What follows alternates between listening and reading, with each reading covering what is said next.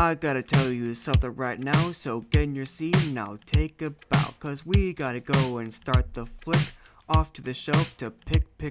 Oh, we have a show to put on your screen. Trust me now, cause my work's pristine. It's time to critique a classic movie. Let's have some fun and make it groovy. It's movie criticisms of movies, yeah. I said it's movie criticisms of movies, yeah. I said it's movie criticisms of movies, yeah. I said it's movie criticisms of movies, yeah. I said it's...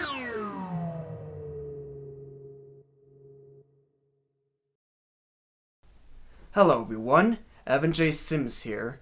In today's episode of Movie Critisims, I will... Hey, what was that? Oh, why am I not in the hammock as usual?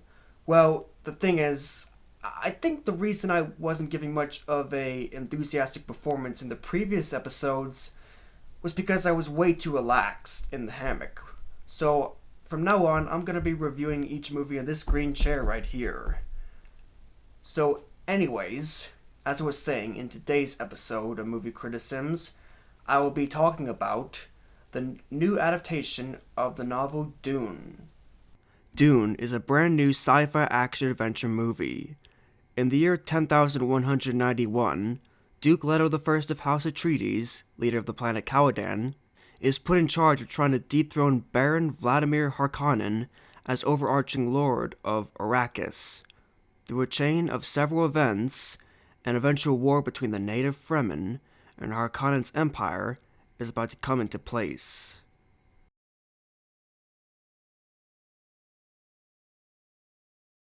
Now, I guess you're wondering what I think of the original 1984 adaptation of Dune. Well, I'm unfortunately one of those people who don't really like it that much. I found it to be boring, messy, and very, very difficult to follow. I didn't really like it. So you can probably expect me to be extremely hopeful that this remake is any good. Fortunately though, it is! It's gold! This movie is a colossal improvement over the original 1984 film, and one of the rare cases where the remake is actually a lot better than the original film. For starters, the plot is much easier to follow, and has a much clearer conflict than the original film.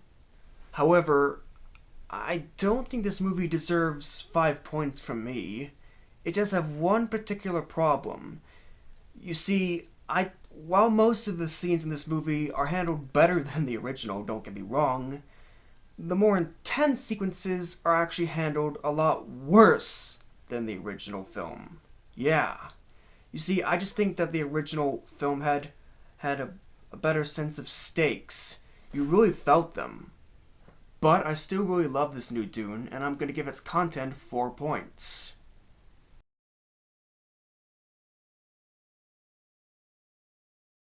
All the characters in Dune are likable, pleasant, and engaging to watch. However, 2 of the characters stood out to me the most. Firstly, there's Gurney Halleck, who is charismatic enough to steal the scenes that he's in. The other standout character is the evil Baron Harkonnen, who has a much better portrayal than in the old film. Why? Because unlike that bumbling goofball of a Baron from the original, this Baron is much more intimidating and has a grim presence.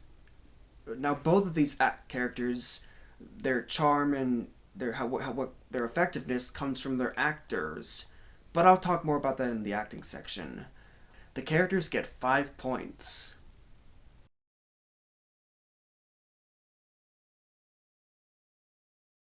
Now, I've heard a lot of people say, the visuals are perfect, they're stunning, they're godlike. Well, I wouldn't entirely agree. Don't get me wrong, the visuals have definitely improved over the original 1984 film.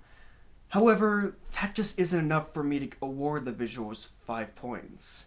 Great visuals need to grasp my attention and satisfy my eyes.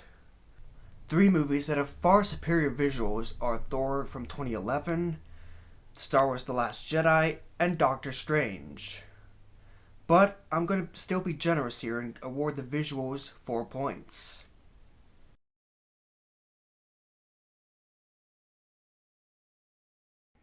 Timothy Chalamet portrays Paul Atreides, the son of Duke Leto Atreides. While he is pretty good in the role, he is definitely the weakest member of the cast because he just doesn't stand a chance against such charismatic performers like Josh Brolin or Oscar Isaac. Speaking of Oscar Isaac, he plays Leto Atreides. Just like in the Star Wars movies, Isaac's charm shines through. One of the two standout performances is Josh Brolin as Gurney. Thanks to Brolin's performance, Gurney is given the right amount of charm and personality to be a memorable supporting character. I just can't decide if I prefer him over Patrick Stewart or not. Then we have Stellan Skarsgård as Vladimir Harkonnen, who is the other standout performer. He does a fantastic job at giving this evil warlord an intimidating and grim presence, mainly thanks to his deep, raspy vocals. I'm gonna give 4 points to the acting.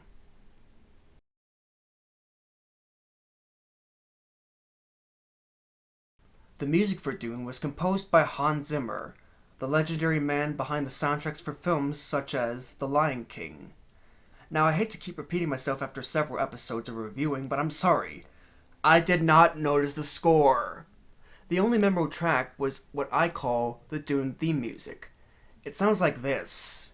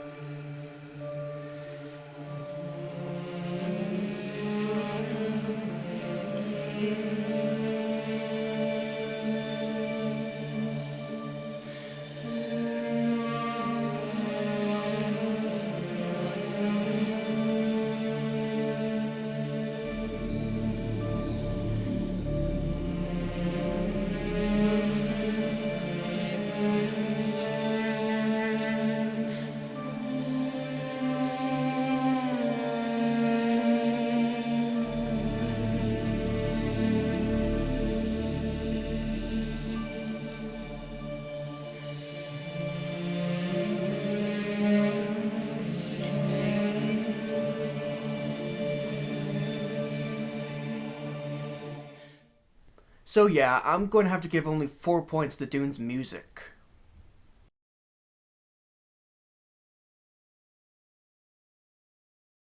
In conclusion, the new Dune is one heck of a huge improvement over the utter bore that was the original 1984 movie.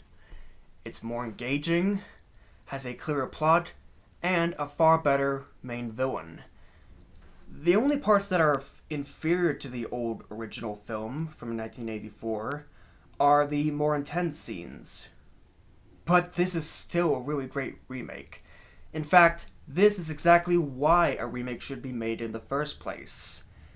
They should not be made to cash in on an already great film. It should be made to improve a pretty crappy film. Dune has received a total of 21 points out of 25, earning it an A-. So, have you seen the new Dune? If not, do you want to or not, and why? Feel free to let me know in the comment section down below. And if you like this review video, then feel free to like, subscribe, and or share. So, what will I do next month on Movie Critisims? Well, why don't we play a little guessing game to find out? Yeah. So here's how it'll work. I'm gonna dress up as something, and I'm gonna give you some options of based off what I'm wearing, of what I'm going to review next month. Got it? Okay, here goes. Okay, so this is your one and only clue. What will I be reviewing next month on Movie Critisims? Is it A, Ghost of Mr. Chicken, B. Casper 2, C. The sequel to Hocus Pocus, or D. Ghostbusters Afterlife. Okay, so your time is up. The answer is Ghostbusters Afterlife. Yeah, that's right. My most anticipated movie of this year will be the subject for next month. I'm Evan J. Sims, signing out. Peace.